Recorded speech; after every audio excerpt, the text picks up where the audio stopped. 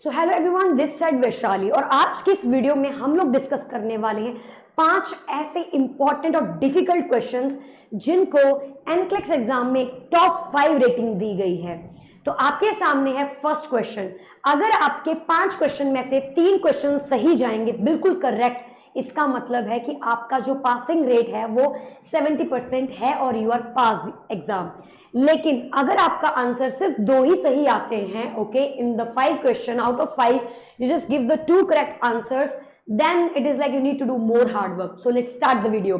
So the question in front of you is basically you can see that it's writing like a client diagnosed with schizophrenia. Okay, तो एक patient है, schizophrenia के साथ उसे diagnose किया गया है, प्रिस्क्राइब की गई है हैलोपेरिडोल। तो आपने पेशेंट को हैलोपेरिडोल दिया बिकॉज वो स्किजोफ्रेनिया से सफर कर रहा है। Which of the following assessment finding require immediate intervention? इनमें से कौन सी ऐसी फाइंडिंग है जिसको आपको इमीडिएट इंटरवेंशन देना है? Option number A dry mouth, option number B hand tremors, option number C restless, okay, and option number 4 is elevated temperature. तो गाइज यहां पर आपको मुझे आंसर देना है। You have 5 seconds, 1 2 3 4 and 5. So guys, the correct answer is elevated temperature. I know बहुत सारे लोगों के मन में डाउट होगा कि ऐसा क्यों। So now let me give you the rationale. So guys, basically ये जो आपका हैलोपेरिडोल का जो साइन एंड सिम्टम आप देख रहे हैं, जो इफेक्ट है, ये एक एडवर्स इफेक्ट है। Elevated temperature is a adverse effect of haloperidol. Okay, so elevated temperature जो है वो आपका एक एडवर्स इफेक्ट है। Elevated temperature in a client receiving haloperidol, okay, is like it's the adverse effect, so just a potential adverse reaction जिसे बोला जाता है न्यूरोलेप्टिक मैलिग्नेंट सिंड्रोम। तो आपको ध्यान में रखना है, इसी कैटेगरी के अंदर आपका एलिवेटेड टेम्परेचर आता है। इसके और भी सिम्टम्स हैं और एग्जाम में आप क्वेश्चन देख सकते हो।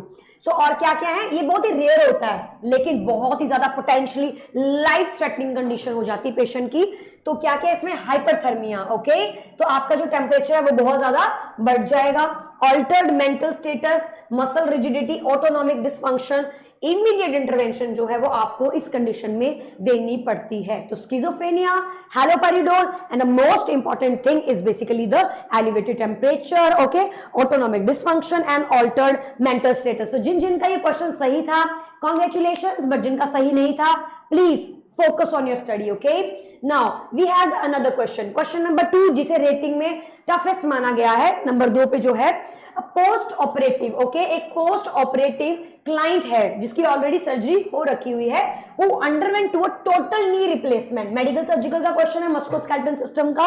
Surgery reports sudden shortness of breath, उसको भाई एकदम से शॉर्टनेस ऑफ ब्रेथ जो है वो एक्सपीरियंस कर रहा है और चेस्ट पेन भी हो रही है। हिप रिप्लेसमेंट का पेशेंट है भाई, और उसको ये सब सिम्टम जो है वो कुछ एम्बोलिज्म टाइप के दिख रहे हैं मुझे तो फिलहाल। Which complication should be the nurse suspect first? इनमें से कौन सी ऐसी कॉम्प्लिकेशन है जिसको नर्स को सबसे पहले सस्पेक्ट करना है? पल्मोनरी एम्बोलिज्म, ओके, एटिलेक्टिएसिस, न्यूमोथोरैक्स और प्लूरल इफ्यूजन। तो आपको पता होना चाहिए, आप देख सकते हैं सारी की सारी रेस्पिरेटरी से रिलेटेड लग रहे हैं कॉम्प्लिकेशंस, ओके, और सिम्टम आपके चेस्ट पेन और शॉर्टनेस ऑफ ब्रेथ है। तो आपको इनमें से कौन सा जो आंसर है वो सही लग रहा है वो आपको मुझे बताना है इन 5 seconds. So guys, 5 4 3 2 and 1. The correct answer is basically the pulmonary embolism. Okay, ये embolism के सिम्टम है क्योंकि हिप रिप्लेसमेंट सर्जरी हुआ है पेशेंट का, तो हो सकता है कि पेशेंट जो है वो एम्बोलिज्म का शिकार हुआ हो। Now let's see the explanation. So the answer is pulmonary embolism. तो explanation क्या कह रही है यहाँ पे? Explanation is sudden shortness of breath and chest pain in a post-operative patient raise concern of pulmonary embolism, which is a serious complication following surgery. Pulmonary embolism occurs when a blood clot from the lower extremity travels to the lungs, causing obstruction of blood flow. This situation requires immediate intervention to prevent further complications such as respiratory failure or other. So guys, I hope ये question काफी लोगों का सही होगा because इसमें fact भी है और इसमें नॉलेज भी है, और जिन लोगों के पास ये दोनों चीजें उनके आंसर डेफिनेटली सही हुआ होगा। नेक्स्ट क्वेश्चन जो 3rd रेटिंग पे दिया गया है वो क्या है? अ client with a history of heart failure. तो ये आपका कार्डियोवास्कुलर सिस्टम का क्वेश्चन है। इज रिसीविंग फ्रूसेमाइड, ये आपका लैसिक्स होता है, frusemide is a Lasix, okay, जो आपकी पूरी बॉडी के अंदर जो है वो लुब्रिकेटिंग का काम करता है, पूरी बॉडी से वाटर को कंटेंट को आउट करता है।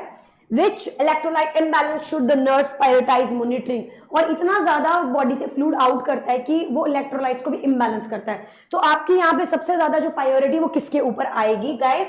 So the option number A is basically hypokalemia. Okay, the option number B is basically hyponatremia and option C is hypercalcemia and option 4 is basically your hyperkalemia. तो जैसे कि मैंने आपको बताया कि जब भी आप फ्रूसेमाइड लेते हैं आपकी बॉडी से बहुत ज्यादा फ्लूइड बाहर आता है और उस फ्लूइड के साथ साथ जो आपका पोटेशियम है वो भी बहुत ज्यादा बॉडी से बाहर आ जाता है।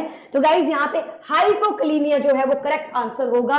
जिन जिन लोगों का ये आंसर करेक्ट है कॉन्ग्रेचुलेशंस। ओके, जिनका करेक्ट नहीं है आपको मेडिकल सर्जिकल को बहुत अच्छे से पढ़ना पड़ेगा बिकॉज आपके जो स्किल्स हैं वो उतने ज्यादा अच्छे नहीं है। Now the answer is hypokalemia. What is the rationale behind it? Furosemide is a loop diuretic. हम सबको पता है loop diuretic commonly used in heart failure में किया जाता है ताकि बॉडी से जो फ्लूइड है वो ओवरलोड है उसको कम किया जा सके। One of the main side effect of loop diuretic is loss of potassium. कहां से? Through the increased urine output. So guys, next question आपके सामने है क्वेश्चन नंबर 4, जिसे जो है वो 4th की रेटिंग पे दिया गया है कि ये टफेस्ट माना गया है। So guys, in front of you, a client with acute pancreatitis. तो ये आपका क्वेश्चन GI सिस्टम में से पेनक्रेटाइटिस के टॉपिक में से है। 2 टाइप का पेनक्रेटाइटिस होता है, एक्यूट एंड क्रॉनिक। तो वहां से क्वेश्चन है, is admitted to the hospital, इसे हॉस्पिटल में एडमिट किया गया है। Which intervention should be the nurse prioritise? एक एक्यूट पेनक्रेटाइटिस वाला पेशेंट बहुत ही सीरियस पेशेंट होता है, तो इसमें आप सबसे ज्यादा प्रायोरिटी किस चीज को दोगे? So the answers are administering antacids देंगे आप पेशेंट को, या फिर प्रायोरिटी पूछ रहा है वो। Okay, priority encouraging low fat diet, एक पेशेंट को लो फैट डाइट रखना है, या फिर आपको क्या करना है मॉनिटरिंग ब्लड ग्लूकोज लेवल्स, या फिर administering IV morphine for pain relief. तो गाइस एक तो मैं यहां बता दूं, मॉर्फिन तो हमें बिल्कुल भी नहीं देनी होती है बिकॉज वो स्पाज्म करती है और कॉम्प्लिकेट कर देती है। So guys, the options are in front of you. I will give you 5 seconds. 1, 2, 3, 4 and 5. So guys, the correct answer will be your monitoring blood glucose level. अब यहाँ पे मैं आपको rationale बताने वाली हूँ क्यों ऐसा है। So guys, the rationale is basically acute pancreatitis can lead to impaired insulin. Okay, impaired करता है इंसुलिन, क्योंकि पेनक्रियास का काम ही क्या है? पेनक्रियास के अल्फा और बीटा सेल लैंग्रेहंस, आइल्स ऑफ लैंग्रेहंस में जो बीटा सेल्स होते हैं उनका काम ही बेसिकली होता है इंसुलिन वगैरह को मेंटेन करना and secretion and glucose metabolism resulting in hyperglycaemia. So monitoring the blood sugar level is essential to assess for hyperglycaemia and initiate appropriate insulin therapy if necessary. I hope आपको ये question clear हो गया होगा। So next guys, next जो हमारा question आपके सामने आप देख सकते हैं क्वेश्चन नंबर 5, जिसको 5वीं रेटिंग दी गई है, मुश्किल माना गया इस क्वेश्चन को। So a client with a history of deep vein thrombosis. तो गाइस आपके कार्डियोवैस्कुलर सिस्टम का जो पेरिफेरल वैस्कुलर सिस्टम के डिसीजेस हैं उसी में से आपका डीवीटी एक आ जाता है, जो कि बेसिकली आपके वैस्कुलर में भी वेन्स के डिसऑर्डर्स हैं। Okay, so a client with history of deep vein thrombosis is receiving heparin therapy. हाँ, दी जाती है heparin therapy. Which laboratory value indicate a therapeutic effect of the medication? आपका जो हेपेरिन है वो PTINR या फिर क्या रेंज है, ऐसा क्या चीज देखा जाता है? Option number 1 activated partial thromboplastin time APTT देखा जाता है जो कि 30 सेकेंड्स का होता है, या फिर platelet count of 10,000। Okay, it is like your, just give me a second. तो प्लेटलेट काउंट जो है वो आपका कितना होना चाहिए? लगभग आपका 1 लाख। तो अगर आपका प्लेटलेट काउंट 1 लाख है वो माना जाएगा, या फिर प्रोथ्रोम्बिन टाइम आप लोग 20 सेकेंड वाला देखेंगे, या फिर इंटरनेशनल रेशियो यानी कि INR। So guys I will give you 5 seconds, 1, 2, 3, 4 and 5. So guys, the answer will be here. The option number basically आप देख सकते हो कि इसके अंदर जो आपका ऑप्शन आंसर्स का आएगा, that will be, you can see here the answer. Okay, the answer will be active. Yes, guys, basically आप इस क्वेश्चन के अंदर जो है वो मुझे आंसर देंगे। I know I have already mentioned a lot of times कि इसका आंसर क्या रहेगा, बट आपको ध्यान में रखना है कि जब भी आप हेपेरिन करते हैं तो हम पेशेंट का PTINR चेक करते हैं। ओके, सो आपको ध्यान में रखनी चीज। सो गाइज, अगर किसी को इन क्वेश्चंस में कोई भी डाउट है वो कमेंट बॉक्स में लिख सकते हैं ताकि हम आपको करेक्ट आंसर बता सके। ओके, एंड जो भी आपको गाइडेंस चाहिए वो भी हम आपको प्रोवाइड करेंगे। So thank you so much and I hope आप सबके इनमें से 5 आउट ऑफ 5 मार्क्स जो है वो आपको मिले होंगे, जिसका साफ साफ मतलब है इट्स अ बिग कॉन्ग्रेचुलेशंस।